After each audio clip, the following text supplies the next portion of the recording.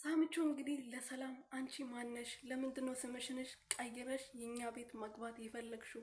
ከዚህ በፊት እኮ ደጋግሜ ጠይቄሽ ነበር። ማነሽ? ምንስ ፈልገሽ ነው እኛ ቤት የገባሽው? ለምንድነው ከአባቴ ጋር እንደዚህ የምታረጊው? ለምንድነው ከሁሉም ሰው ጋር የምትለጣጠፊው? ምን ፈልገሽ ነው? በግልጽ ንገሪኝ ብሏት ነበረ። ጋሽም ግርማም እንደዛው ምን ፈልገሽ ነው እዚህ ቤት የገባሽው በማለት ጥያቄ ሲያበዙባት ነበር። ሜሮንም እንደዛ እቺ ልጅማ ለስራ አይደለም ትምህርቷን ከተማረች እቺን የመሰለች ቆንጆ የቤት ሰራተኛ ልትሆን አትችልም ብላ ነበረ በተደጋጋሚ። ሰላምዬም እንግዲህ ለሰራተኝነት እንዳልገባች በተደጋጋሚ በስልክ ስታወራ ማስረጃዎቹን ለማግኘት ጥቂት ቀን እየቀረኝ እስከዛ ድረስ ደግሞ የሚደርስብኝ ነገር ለመቻል ዝግጁ ነኝ በማለት በተደጋጋሚ ብቻው ስታወራ ስንሰማ ነበረና።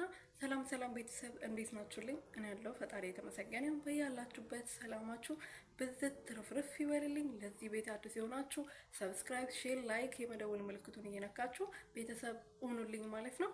አሴት ክፍል 11 ላይ እንግዲህ አሴትዬ ለብዙ ቀናቶችን ከሳሚ ስትደብቅ የነበረውን ከጋሽ ግርማ ስትደብቅ የነበረውን ነገር ፈልጋ በዛ ቤት የገባችበትን አላማዋን ሳታሳካ እንግዲህ ሜሮን ጥላታለች ማለት ነው። ሜሮን እንግዲህ ከዚህ በፊት ብዙ ጊዜ ጥላታለች።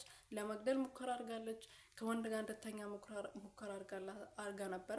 ከገዛ አባቷ ከሚያክል ሰውዬ ጋር ሳይሆን ብቻ አቶ ተሰማ አልኳ ይሄ አቶ ግርማ የሚባለው ሰውዬ እንግዲህ አሴት ተሰማ ነው የምትባለው እና እውነተኛ አባቷ እንዳይሆን እየፈራሁ ነው።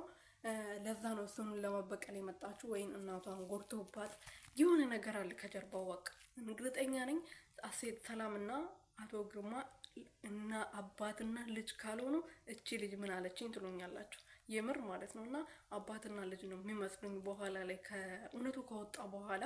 ምክንያቱም አቶ ተሰማን በልጅነቴ በደንብ ጋሽ ግርማ በደንብ አውቃለሁ። አቶ ተሰማ እንደዚህ በቀላሉ አይለቅሽም በማለት ብቻው ስታወራ ነበረ ያኔ ሜሮን ደብዳቤውን እንትን ያለችው ጊዜ ማለት። ስለዚህ እነዚህ ሰዎች የሆነ ነገር አላቸው በቃ።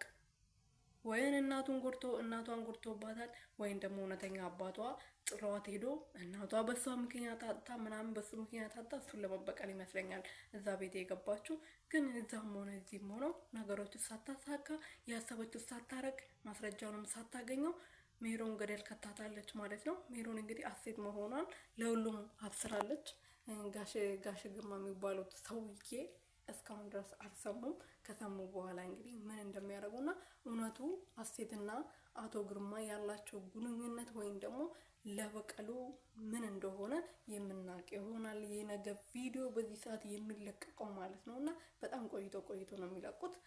ነገ ቶሎ ይለቁልናል። ከዛ በኋላ ኮመንት አስቀምጡ ቤተሰብ። ምርጥ ድራማ ከሆነ የምር ቶሎ እንዲለቀቅልን ኮመንት አስቀምጡ።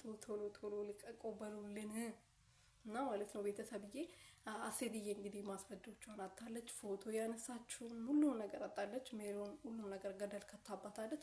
ሁሉም ነገር ነው የተደራረበባት። አንደኛውን ሳታስካክል አንደኛው ማለት ነውና ይሄን ነገር ደግሞ እንዴት እንደምትወጣ አብረን የምናየው ይሆናል። ጋሽ ግርማ ለደፍራት የነበረው አይጥ ነው ብላ አልፋለች። ብዙ ነገሮችን አልፋለች ማለት ነው። ይሄንንም ታልፋለች ብለን እምነት አለን። ያው እና ያለ ቤተሰብ